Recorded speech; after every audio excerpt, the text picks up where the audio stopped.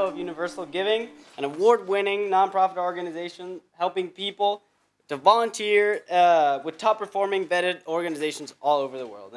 And they have a 100% donation goes to the actual cause. All organizations are vetted with a quality model. UniversalGiving Corporate helps manage global CSR for companies, including strategy, operations, and NGO vetting. Key clients include Cisco, Gap, BHP, Billiton, Fluor, RSF Social Finance, and Symantec. Pamela is a winner of the Jefferson Award, which is basically the Nobel Prize for community service, and has been invited to 3 social innovation events at the White House.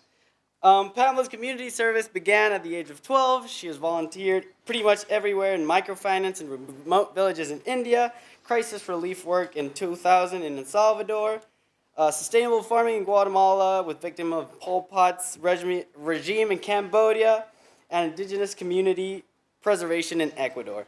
She has a political science degree, cum laude from Duke University, and a master's in international communication at Annenberg School of Communications at USC. It's our honor and privilege to have Pamela Hawley today with us. Thank you so much, Pamela. Thank you.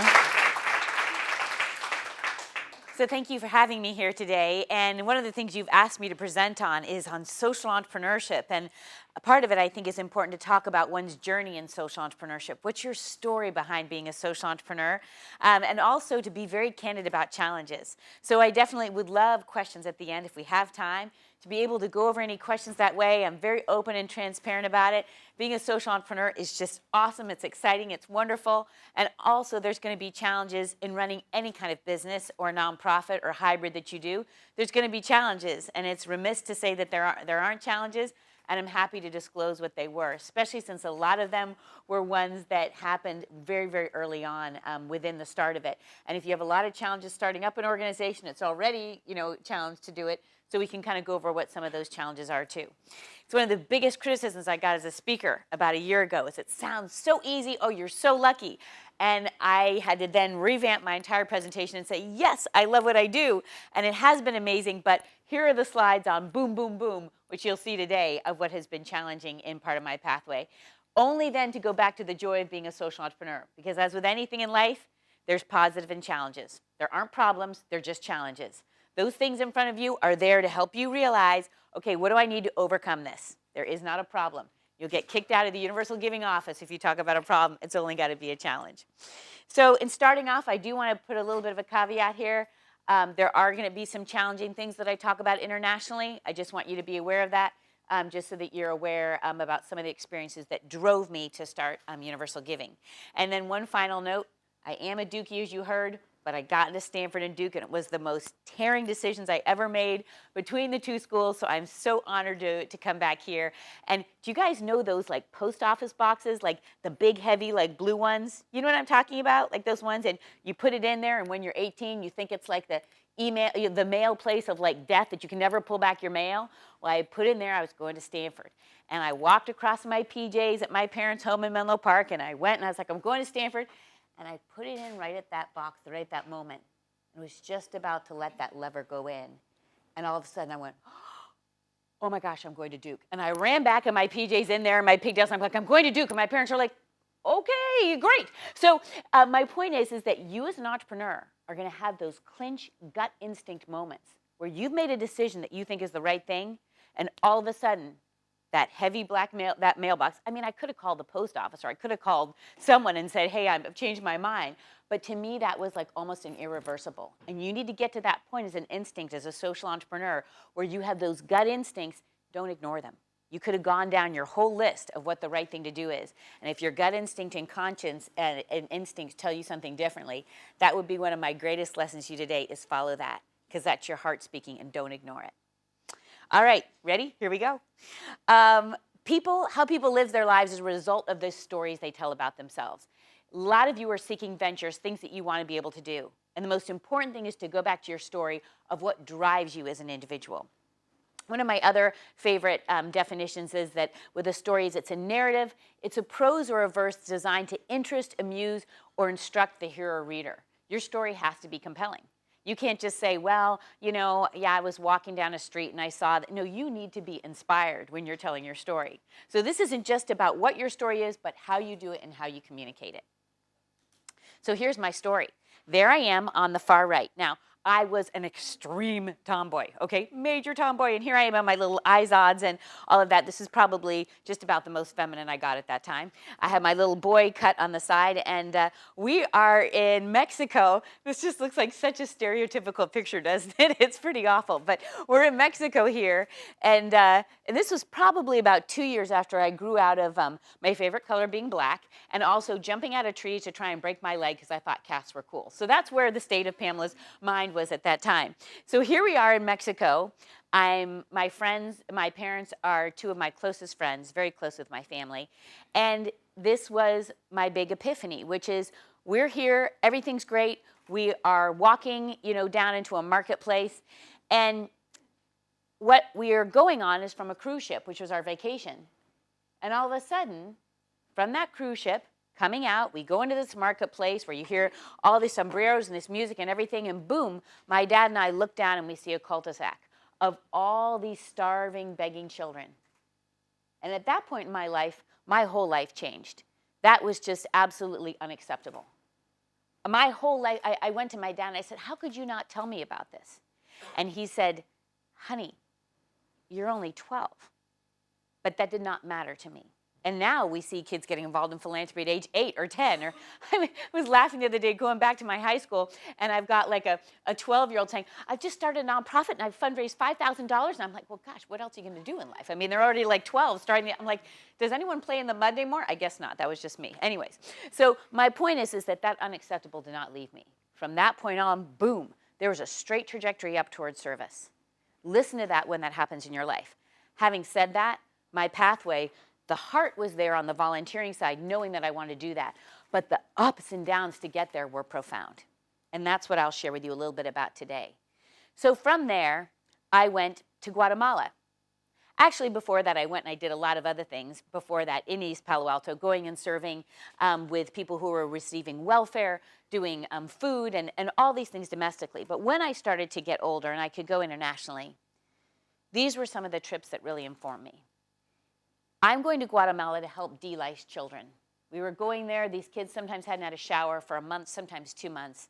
They were overridden by lice, unwashed, all of that. And that's where I thought I was going to do my service. But on the way there, walking to where I was going to do service, and this is what I encourage you, don't miss this. Don't miss this. When you're on your way walking to go volunteer, don't miss the volunteer opportunities in front of you. Because what happened is I saw hundreds of people on the street. They were lying down. They had cloths over their face because they had stolen the glue from the local shoe factory and were so devastated by their lives that they passed out on the street every day by taking the glue and putting in a cloth over their mouths and just allowing themselves to pass out. Don't walk by the volunteering that you have there. And that is something I really learned was like, you're not just going to volunteer at an event. There might be something you can do along the way, or at least be conscious of what it is and see if there are other groups that can help. I also went to India. Now, India is an amazing country. I volunteered 4 hours outside of Bangalore in an incredible situation where we had this little mini car take us, and then we got into a kind of larger kind of cart. And then after that, we got on some horses, and then after that, we had to walk in order to get to this community. Amazing people. They put on this complete celebration for us. We learned everything, so much about microfinance. And one of the things that was just so difficult, and again, this doesn't happen everywhere in India, but in some of the remote villages, this is what happens to girl babies. They get put into a pot, and they're taken care of. And so here we are to go volunteer and learn about microfinance, but you as entrepreneurs can be open to what some of the issues are on your way to go volunteering. This was devastating. Here we are helping people start businesses, but people are dying in their own communities. Those are things you have to be so aware of as a social entrepreneur, eyes wide open about how you can help. And this was definitely part of the reason of the genesis of Universal Giving.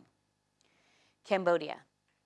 Here we have an amazing, beautiful stupa, which is a commemoration and a beautiful temple that within the village. And I was working with a lot of paraplegics and those who were affected by the mines there, helping them do job training. And I remember standing here this day looking at the stupa, and it was such a beautiful day in this beautiful green grass. And when I was asking my colleague there, I said, this is amazing, you all have such beautiful land, all of that. And he said, yes, the green grass here, Pamela, the reason for it is because of all the people that are buried underneath it. You are standing on mass graves right here. Keep your eyes wide open as to all of this, and what this does is inform you to lead you towards your vision. And for me, it was a life vision of service. I couldn't turn back from this. Once I saw this, I could not go down a traditional pathway. And for me, it was listening and helping people. Here, I'm actually working in a sustainable farm in Guatemala, and I worked very much one-on-one. But as I went down my trajectory, and this is something you'll need to think about as entrepreneurs, is your life one-on-one in tutoring, or is it something larger that would be helping serving and affecting thousands of people, where you are going and you are serving people all over the world? And for me, that was really the genesis of Universal Giving's mission, to help connect people to quality giving and volunteer opportunities worldwide. I realized I didn't want to go volunteer and just do development work or be a part of Peace Corps one-on-one for the rest of my life. That's not a right or a wrong decision. And part of the reasons being vulnerable with you is because I thought I was going to be too lonely. It was too much for me. I was going to miss my family. I was going to miss the sense of community. I didn't want to go be in an isolated village. You have to listen to that and not go, oh, that's what I should do. You have to listen what is right for you to do. And for me, it was right for me to then go into building a website like this that leveraged thousands of people across the world, rather than going into the villages one-on-one. I also missed the business instinct. I wanted to be able to build a business, build a website that scaled a service. So here you can volunteer and donate on Universal Giving.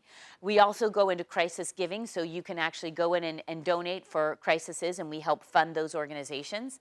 The other thing is we give a gift. This is one of the most popular things on Universal Giving, because 100% goes direct to the cause. So you might want to give a gift to your brother and give him $25 to feed a family in Sudan. Or for example, this is one of our most favorites, is to actually support a chimpanzee. Now, you have to be surprised as entrepreneurs, because I thought that it would be something that might be a lot more drastic. But two of our most popular gifts are actually stopping hemorrhaging for women in childbirth and adopting a chimpanzee. So that's something, be surprised as entrepreneurs as to what you think it might be, because kids are usually what's most funded. But hemorrhaging for women, which is related to childbirth for sure, but then also chimpanzees, animals, is highly popular. Do you know something that we found out the other day on social media? Do you all know what is the greatest animal that gets comments on social media? Anyone know? What? Cats, okay. Anything else? Panda bears? What else? What? Sloths? Sloths, that's a good one. I haven't heard that one before, I have to say. Sloths. Anything else? Pandas by 25%. Ding, ding, who got that? Okay, good. I've got a prize for you afterwards. I'm just kidding. I don't have one. You know what? That's a good idea. Next time, I'm going to go buy a little panda and bring it. That's good. I like that. Pandas by 25%. And in fact, the article was telling this too. I'll have to find out where it was, and I'll get it for you all.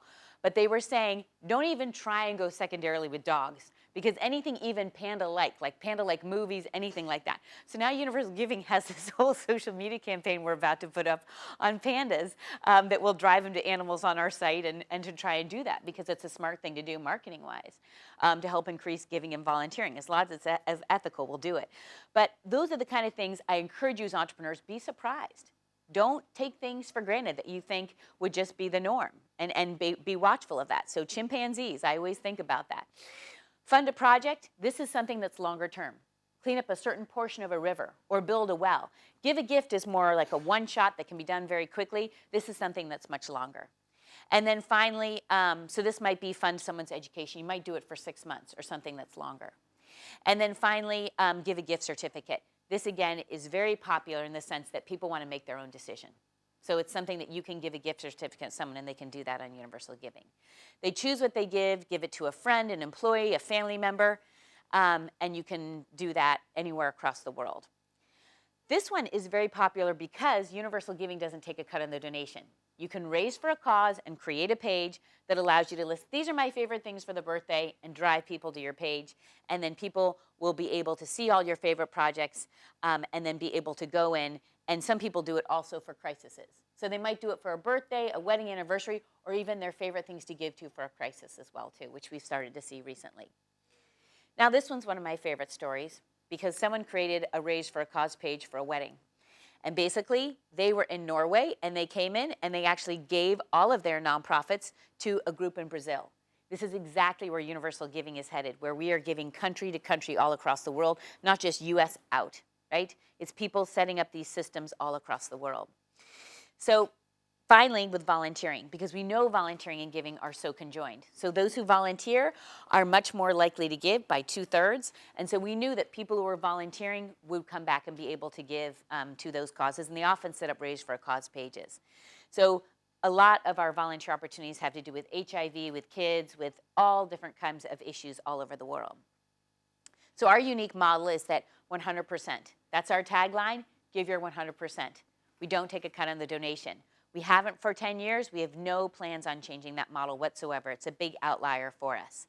Second, everything's vetted with our quality model. When I got back from volunteering, I had 6 stages set up for our quality model. Now, how many stages do we have? How many? How many do you think we have? Someone has to know the numerical alphabet some way. Come up with a number.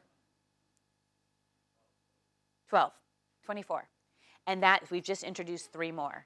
There are so many different things that you do on leadership vetting, like venture capitalists do, on OFAC and terrorist lists, on vetting for whether the project is successful over the long term.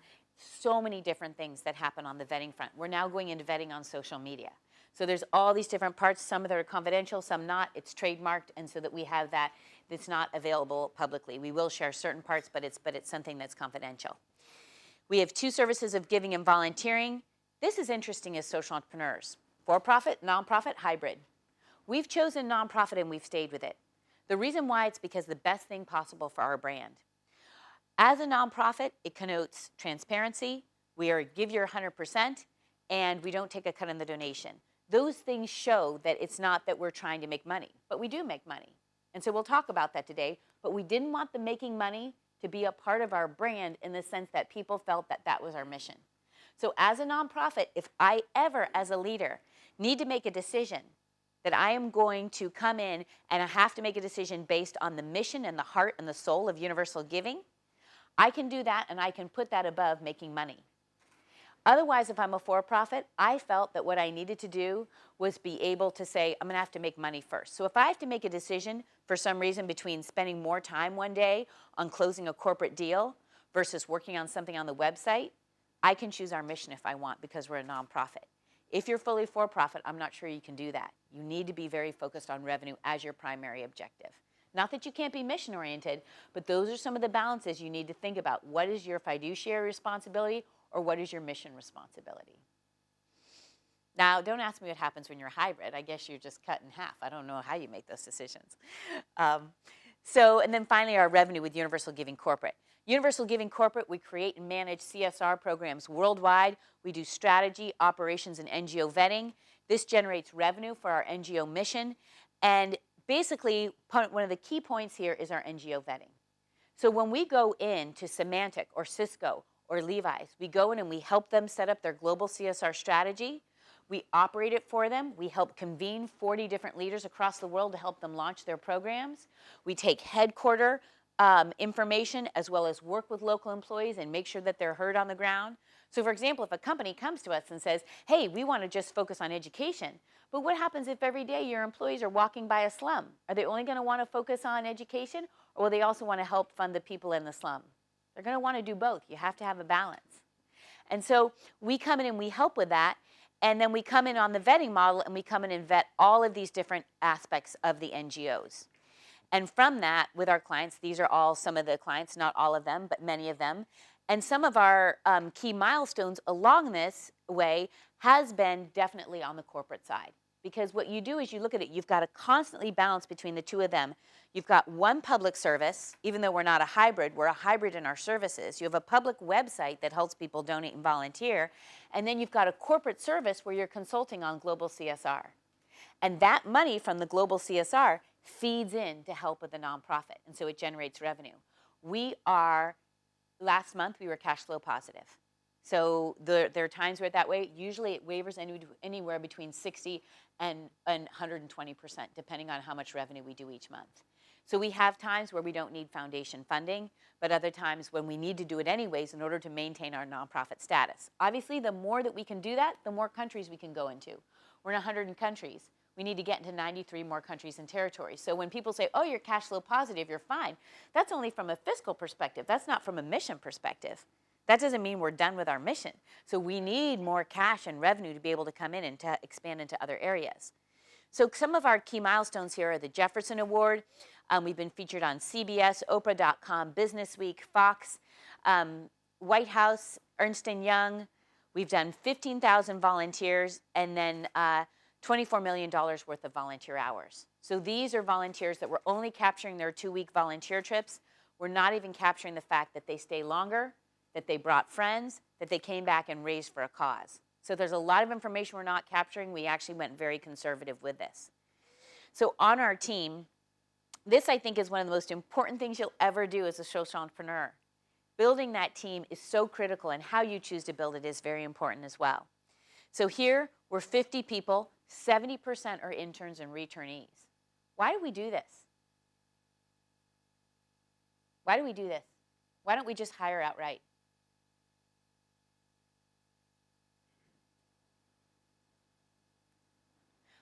Okay, yes. You know, that's a good point. That could be a value proposition for it. I'll tell you the reason why. The main reason why is that we actually don't make any hiring mistakes, hardly ever. The reason why is because the people who opt into us have been with us for 6 weeks or 2 months, and what's happened is they buy into our culture and we buy into them. We have found you cannot tell from interviews. People can be fantastic interviewers, but it's a huge cost to the organization if you bring someone on and 6 months later it doesn't work, then go search for someone else for 6 months, and then when you bring on another person, it takes another 6 months to get up to speed. That's 18 months. That's $500,000 depending on how you pay. All that time lost, everything. But if they come in as an intern, or if they come in as a returnee, which is we have a lot of professionals who come back. One person is a NASA engineer. She's working with us on global CSR. She works for us at night. So she comes in and she does work for us 10 hours a week. But we can see how she works. And then what we can do is we can start to convert to paid based on how those people are committed to us or not. And then they learn and see whether it's good culture for them as well too. So what you're doing is it's a good hiring practice that allows this dating process to go. Do they want to be with you? Do you want to be with them? And saves you a tremendous amount of time in mishires, which can be incredibly costly and hold you back from what you're doing. Our interns are global. It's all across the world. 80% of our paid staff. Our COO was a returnee before she became our COO, and she worked her way up. So these are kind of things that this is an absolute feeder to us. This isn't just a feel-good, come be an intern. That's why we don't call them volunteers. We're coming in, we're grooming them to see, are you someone who could be a part of our team? Flexible positions and work share. My COO has got 3 kids. My senior manager of operations has 2 children. They split it. One's back in New Hampshire. One is local here. Someone does more in office. The other one does more out of office. So we work on that. We're age agnostic. We have people who've come on board who are 22 and doing phenomenal work. We don't care how old you are. We care that you've got great execution and great attitude. And if you can figure out and come on board, it does not matter how old you are. I have a woman right now, she's 22, and she is presented to Cisco, to Samsung on the phone. Why? Because she can do it. So if you come in and show that you can do it, we'll train you, but if you can do it, you'll get that position and ability to do it. There are 30 and 40-year-olds that can't do it. So I encourage you, be age agnostic. Do not be held to the fact that this person doesn't have experience. Give them the experience. Do that. Get on the phone with them and train them, and then say, okay, you're going to present this small portion of it, and then if they do well, then keep allowing them to do it. It's amazing if you put that belief in people, how much they'll rise to that challenge. Our team is in-office and virtual. We have a globally diverse workforce. We represent more than 28 countries across the world. And we also have a network of Universal Giving ambassadors all over the world. People contact us from different countries. People are out of work a lot in the continent of Africa, and they say, how can we help? They're helping us on social media. People that we've never even met, and they find out about us. So we use those ambassadors to help spread the word. So we are basically this go-to site in quality giving and volunteering across the world, really getting to some of the most remote local NGOs that we can. And this is where we want to create this world where giving and volunteering is a natural part of everyday life. The way we look at it is that it should be as natural as you being on your cell phone. If it's that important to you to text, it's that important to give $5 a day. There's no reason why you can't do that. And so we look at that and say, at some point, we hope that giving and volunteering is so natural, you pay your cell phone bill, you have a cup of coffee, and you give. And that's just what life should be like. It's not even a question as to whether you volunteer or not. And I will tell you, I won the Volunteer Service Award in my high school. Now I think that might be very competitive. I think, first of all, people didn't even know what it was, and I don't think anyone else wanted it. So I think things have changed a lot, now where we see people need to have it on your resume. Okay, so all this looks really great. Looks super clear, super easy. But on the way, I had a midlife crisis. And my midlife crisis happened to happen at age 25, the same time with my dad. My dad and I went through our midlife crisis at the same time. I'm not kidding. All right, so here we go. I left 4 jobs in 4 years. I was out of work for a year because of recession. I worked as an unpaid executive assistant because a businessman didn't think I deserved to be paid. I worked as a step aerobics instructor, counseled recovering alcoholics on Skid Row, and was fired as a waitress in Venice Beach. Does anyone want to know why I was fired as a waitress in Venice Beach? You want to guess why? Come on, you guys, you got to guess. Like, what could I have done wrong? I'm a pretty nice person. Well, I'll tell you why. And it's embarrassing. But why did I want to be a waitress? Anyone know why I wanted to be a waitress? What? Cash tips. Okay, that's a good point, but it wasn't. Okay, anyone else? Okay, that's another good point, but it wasn't that either. Okay, anything else? Those are both good. I wanted to because I thought it was such a great way to serve. I love people who serve, and I thought that would be so neat. Meals are so important to be able to serve meals to people. But you want to see what it was like for me? This is me. That guy fired me so quickly it wasn't even funny. Forget the 2 hands. I'm like carrying it with 2, no. This was 2 hands, 1 plate, okay? I shook, which is so funny because now I do acting and I perform improv on the side. My hand shook, you guys. It was so awful. I could not get the food. I just thought I was going to be like Lucille Ball and like there'd be cream puffs all over. I just was so afraid. And the guy was French and I spoke French and his words were not kind. And I was out of there and I just was one more thing that was just rocked me to the ground. This is coming out of Duke. I was cum laude out of Duke. And at that time, there was not a pathway in social entrepreneurship. And basically what happened was that most of my friends were doctors and lawyers and MBAs. And for the first 4 years, my friends were like, what is it that you're doing again? Okay, and Pammy's changed jobs again, and oh, there she goes again. I remember my sister at one point said, in kind of a high-pitched voice, I know it's all going to come together someday. It was very sweet, and she was right.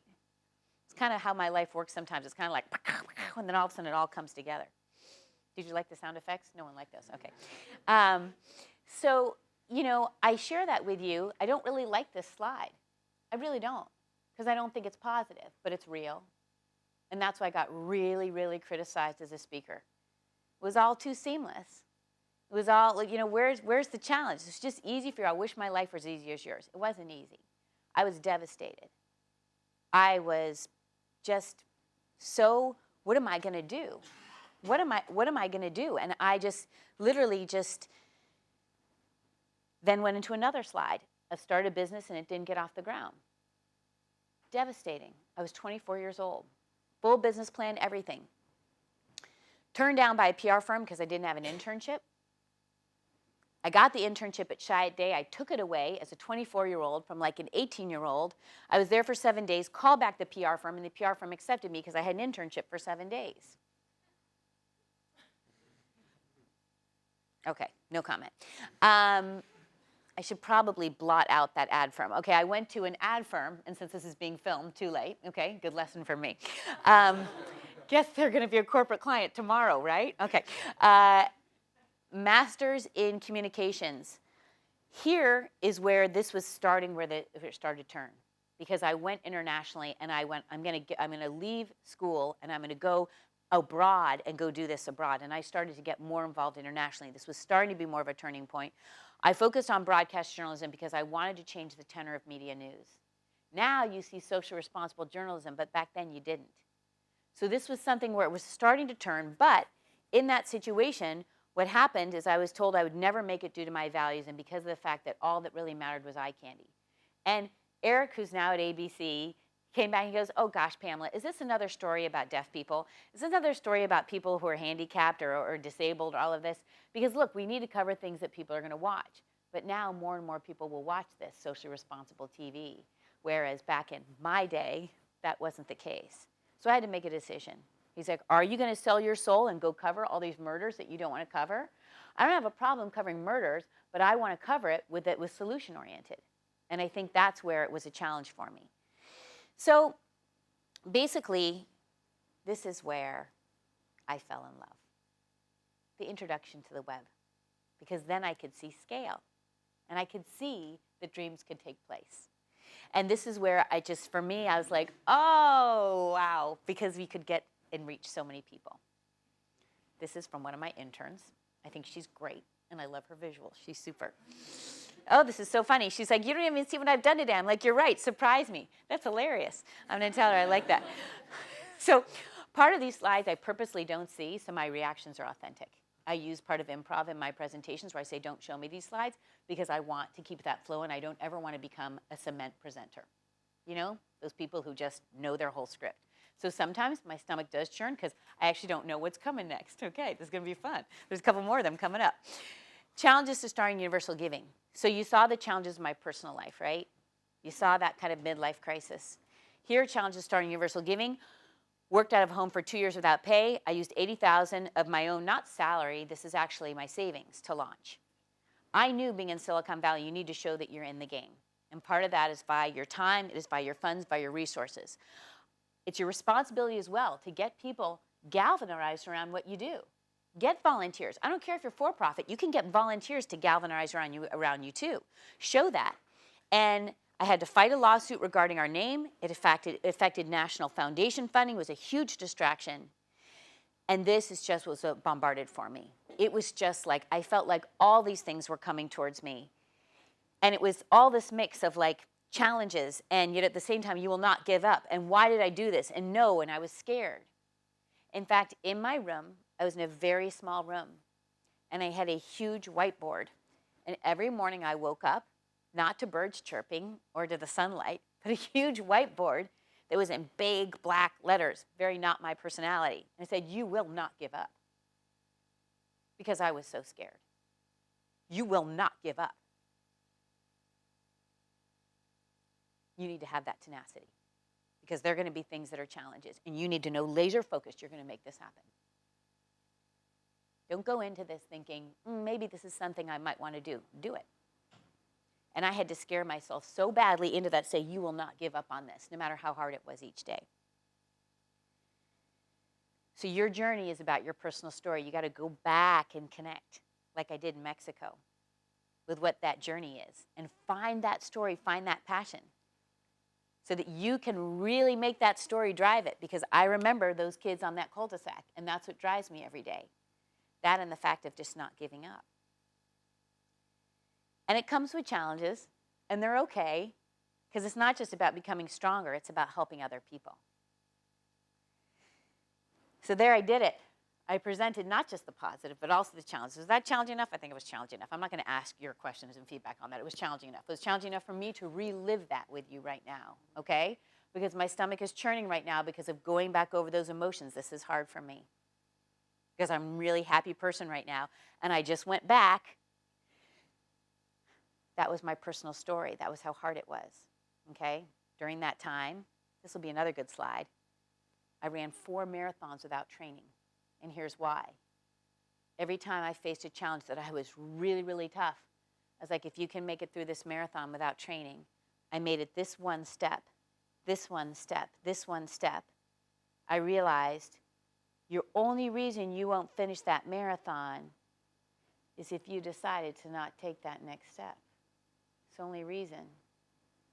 And I went over my gratitudes and all of that, and my deal with myself is you don't ever stop. So I didn't stop. And I kept taking one step, and every time I did those marathons, I was like, okay, if I can get through that, let me tell you, your body doesn't like it. My body totally overheated. I was like a red tomato by the time I got done. I was like total thermostat or whatever you call it, something like that. Oh, that's the measure of the weather. No, not the weather, if you're thinking. No, I was like a heating blanket. But the point is, there may be times when you need to find other analogies or other things to help you get through a challenge. And who knows what that might be for you, but use those things to inspire you. And do remember this, whether you choose to run or not. A marathon is just made up of steps. That's all it is. You do one step, you do the next. And the only time you stop is if you told yourself you're going to stop.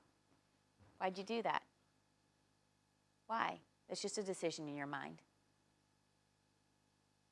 Go do it. How do you want to start your journey as a social entrepreneur? Personal story, ladder, and the right building. Your personal story determines your ladder. What I mean by this is you need to figure out where you're climbing. All of us had pressure. I had pressure at Duke. Become an MBA, a lawyer, a doctor. Here's your track. Super easy. That would have been really neat, that track. But at the end of the day, you got to figure out what the point of your ladder is, and that is the ascending stages that you progress. And if you go up as an investment banker and you love to do that, great. You should do it. But if you're going up that investment banker route and ladder because you think that's what you should do, that's not your calling. Now, if you've got loans and you figure this is the best way that you need to do it for an interim stage, then absolutely do it. There are responsibilities we have in life. Not everything is just a clear shot out. We have not all of us get scholarships, or we have loans or things like that. But understand that it might be interim and not to get trapped into it. I have friends now who put all this investment into being a lawyer and they don't want to be it. And they're good at it, but that's not what their heart is. And what happens is you start to deaden yourself and you don't become who you're really supposed to be on this earth. You just don't. And you're depriving yourself and others from that gift. Even if it's something you do on the side. You might want to be an amazing gardener, then do it at night when you get home. It doesn't always have to be full time, but do make sure that you do it.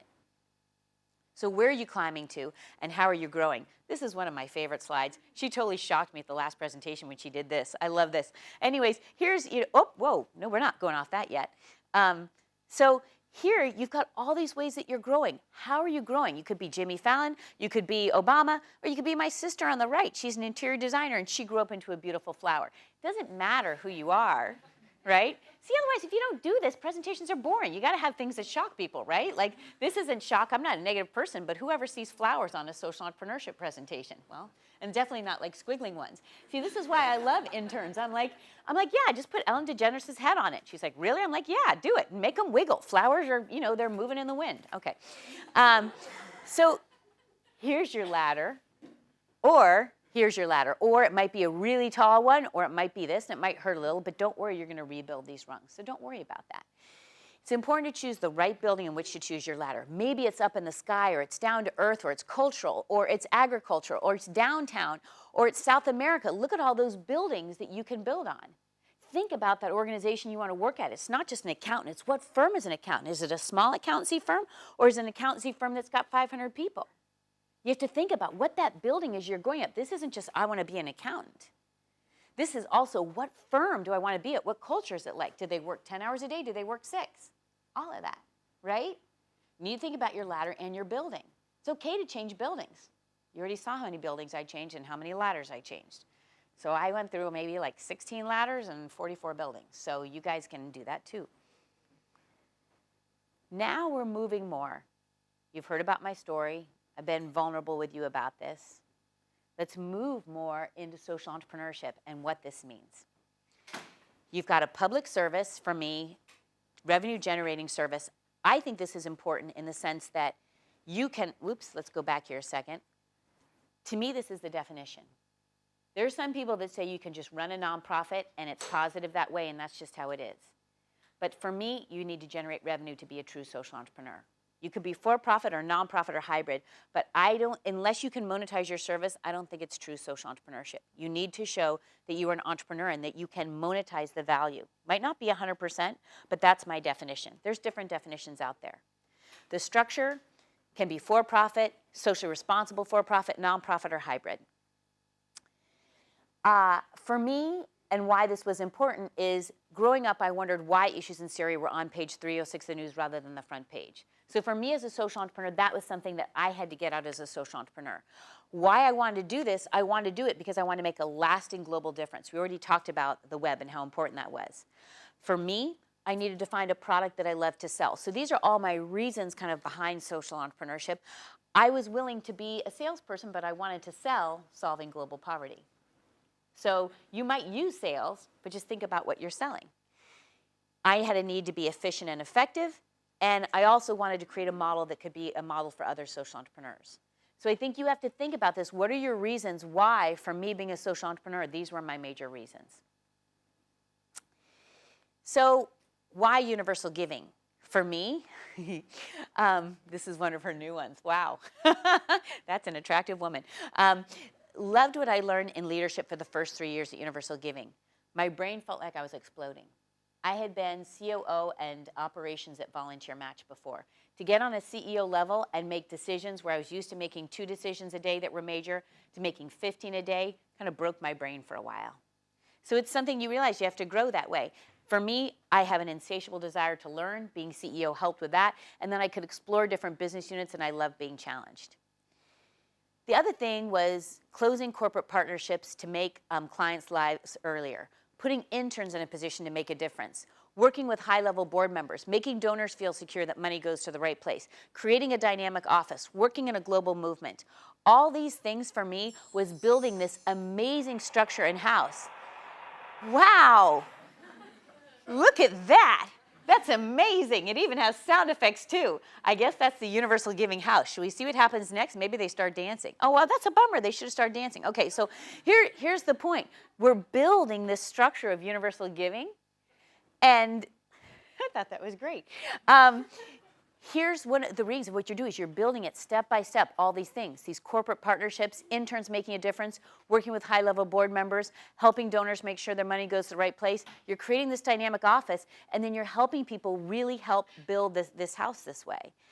So Universal Giving, I wanted to have people feel wealth, and what I mean by that is not financially, but love of family. Part of the reason with Universal Giving is to help feed Maslow's basic needs, but then get people to a level where they can find a calling, because I have a calling.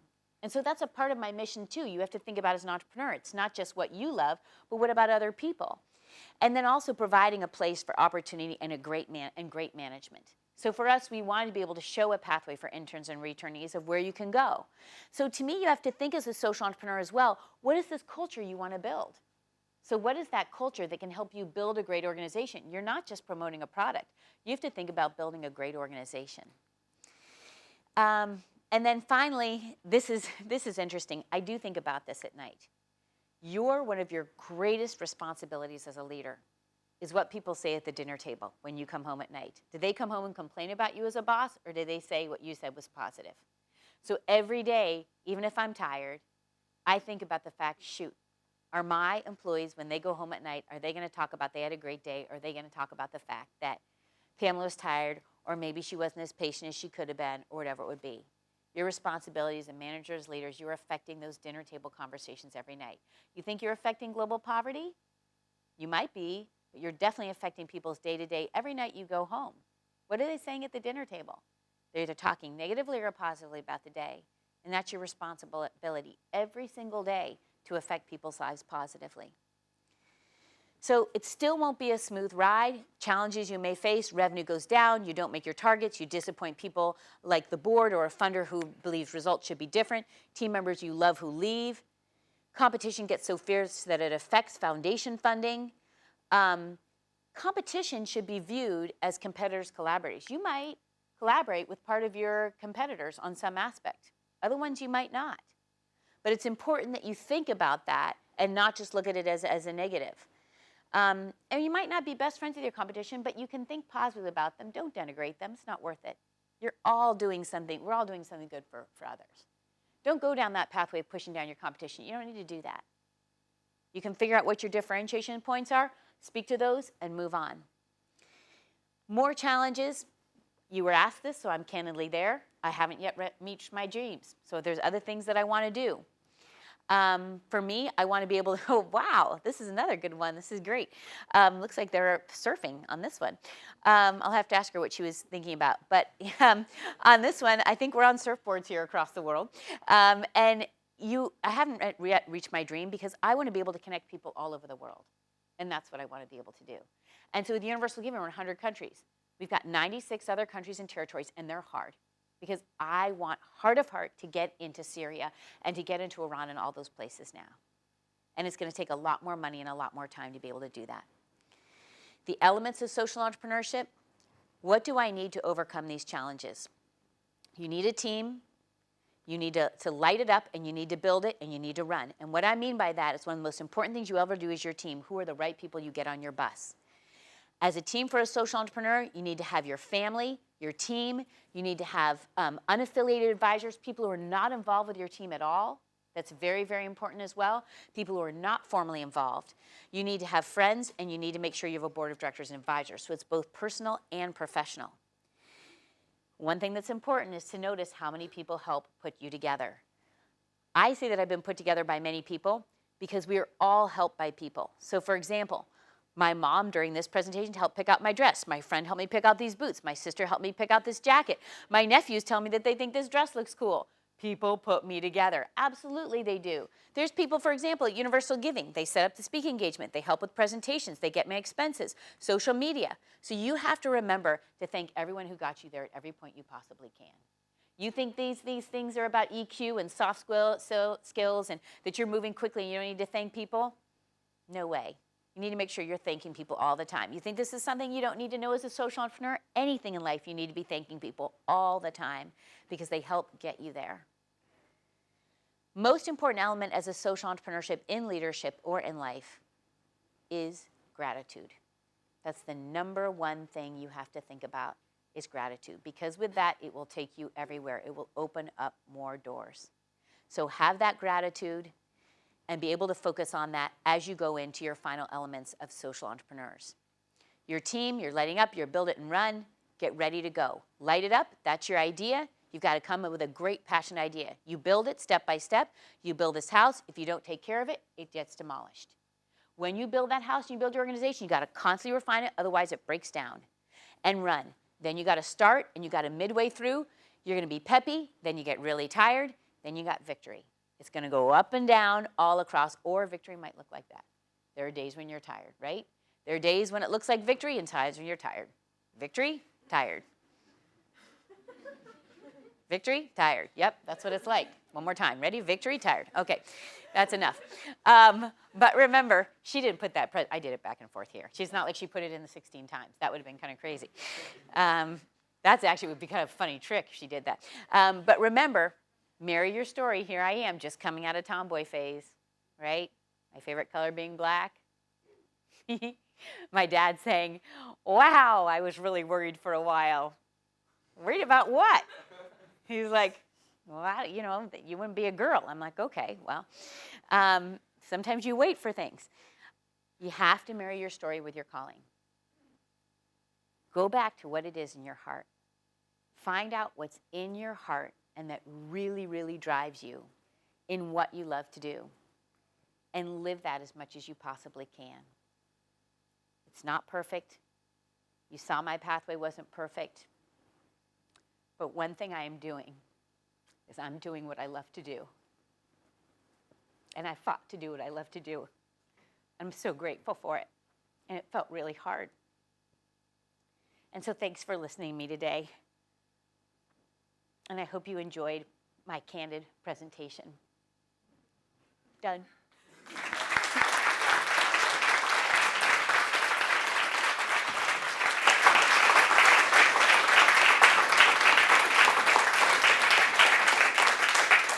I hope I didn't go too long. I definitely gave you Social Entrepreneurship 101 and then my personal life, but I don't know, we might be over time, but if you wanted to ask a question, I don't know, is that okay? That's perfectly fine. Okay, fine. Does anyone have any questions, anything more I need to bear about my life since I feel incredibly vulnerable right now?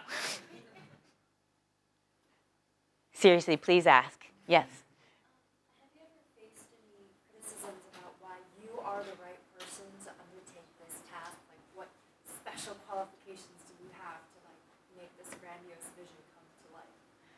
Interesting. You know what I get more? I get more probably, I've gotten this 1,000 times. Oh, I had that idea.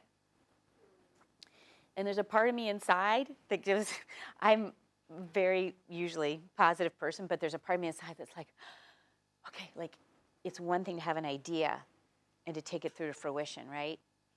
Two very, very different things. Oh, I had that idea too. And part of me goes,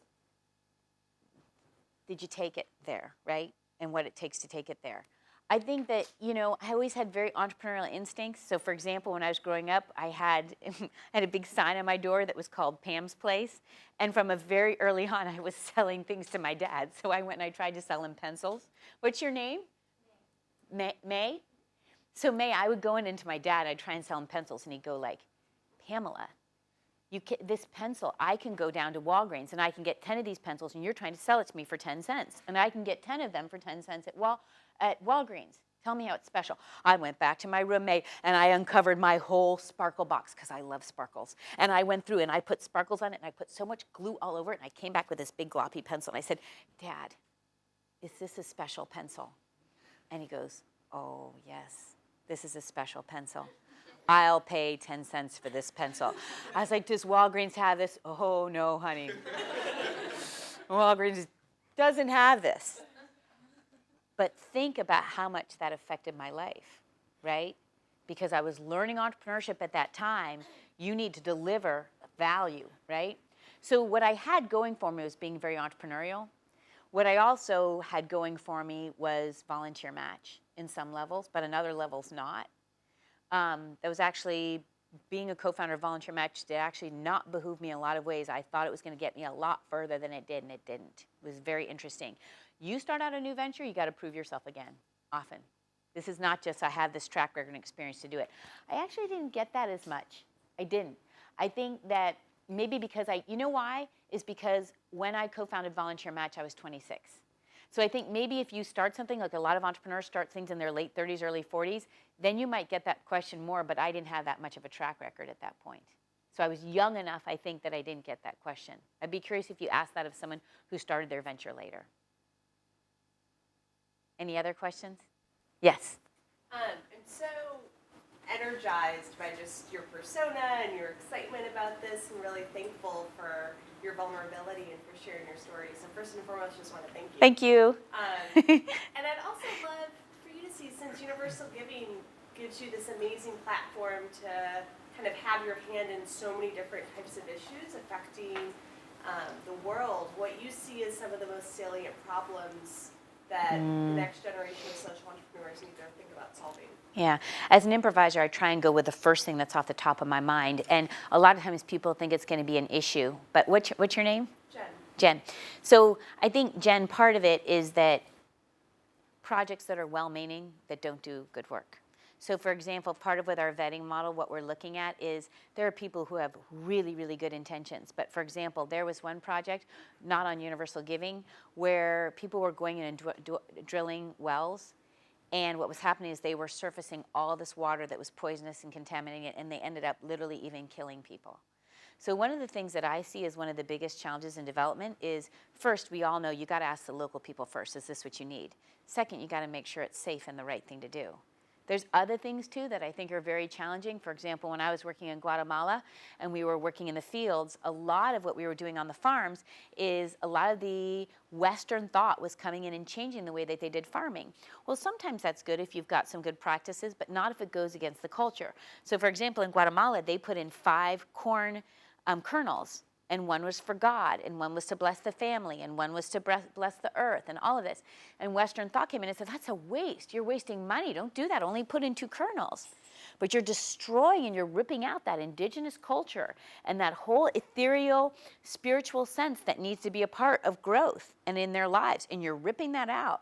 And so you think you're being more efficient, but you're not. So a lot of my answer to your question doesn't have to do necessarily with where, you know, the crisis is or the biggest issues, but it has to do with the way that the projects take place. Now, here's one of the biggest things that I've learned the most. Everyone's got their cause, and people will come to me and say, this is what we should be doing, and this should be doing, and all of this.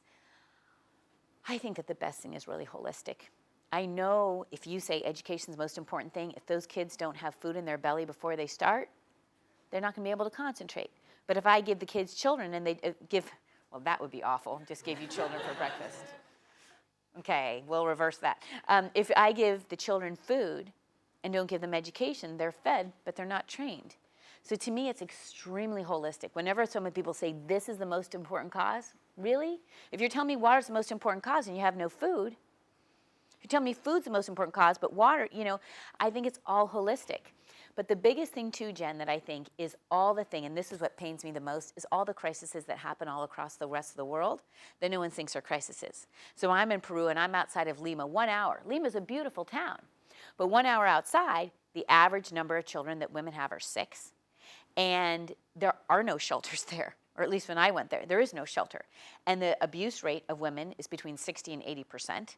So you cannot leave the family because there's no place to go. And then what happens to your 6 children? And there's not job training. Now it's getting a lot better, but that's only 1 hour outside of Lima. That's not a crisis by our world standards. It is to me. So I guess I would redefine what crisis means and encourage us to look at that. It's not just the typhoon. Anything else? Okay, I think I might have gone over. Thank you very much for having me.